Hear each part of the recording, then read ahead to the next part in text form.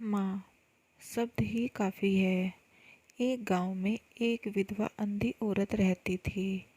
उसका एक बेटा था जिसकी सारी जिम्मेदारी उसके कंधों पर थी। वह अपने बेटे को पढ़ा लिखा कर एक बहुत बड़ा आदमी बनाना चाहती थी। इसलिए उसने उसका दाखिला गांव के सबसे अच्छे स्कूल में करवाया। वह दिन रात मेहनत करती ताकि बेटे की स्कूल की फीस भर सके। बेटे के स्कूल के बच्चे उसकी माँ के बारे में जानते थे। वे सब उसे अंधी माँ का बेटा कहकर चिढ़ाते थे। बेटा इससे परेशान था। उसे अपनी माँ पर शर्म आने लगी थी। वह उसके साथ कहीं नहीं जाता था। जब बेटा बड़ा हुआ तो उसकी शहर में अच्छी नौकरी लग गई।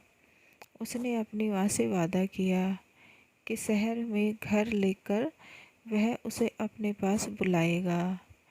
लेकिन वह शहर गया तो फिर लौटकर वापस नहीं आया।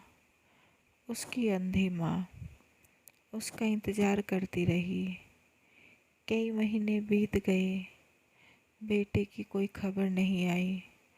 अंधी माँ से नहीं रहा गया तो एक दिन वह बेटे से मिलने शहर पहुंच गई।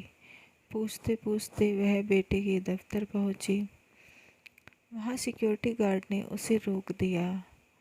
अंधी औरत ने गार्ड को अपने बेटे का नाम बताया और बोली कि उससे जाकर कहो कि गांव से कोई मिलने आया है। गार्ड ने जाकर उसके बेटे को बताया कि तुमसे मिलने कोई आया है। बेटे ने दफ्तर की खिड़की से देखा तो उसे अपनी माँ गेट के बाहर खड़ी दिखाई दी। वह दफ्तर में सबके सामने अपनी माँ की वजह से शर्मिंदा नहीं होना चाहता था। उसने गार्ड से कहलवा दिया कि वह दफ्तर में नहीं है। अंधी माँ वहाँ से चली गई।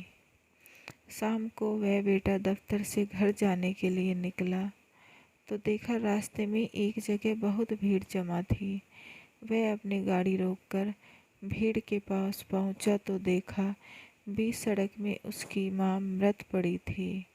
उसके हाथ में एक चिट्ठी थी जिसमें लिखा था, बेटा बहुत दिन हो गए थे, तेरी कोई खबर नहीं मिली। चिंता हो रही थी इसलिए तुझसे मिलने शहर चले आई। तू तो बड़ा आदमी बन गया। तुझसे मिलना अब शायद मुझ अंधी गरीब की किस्मत में नहीं, लेकिन मैं बहुत खुश हूँ तेरे लिए। तूने अपना ही नहीं मेरा भी सपना पूरा किया है। दुख बस इतना है कि तेरी तरक्की देख नहीं सकती। काश बचपन में तेरी आंखों की रोशनी ना गई होती और मुझे तुझे अपनी आंखें ना देनी पड़ती तो तेरी तरक्की अपनी आंखों से देखकर सुकून से मरती। तेरी अंधी माँ। ये पढ़कर बेटा फूट फूट कर रोने लगा।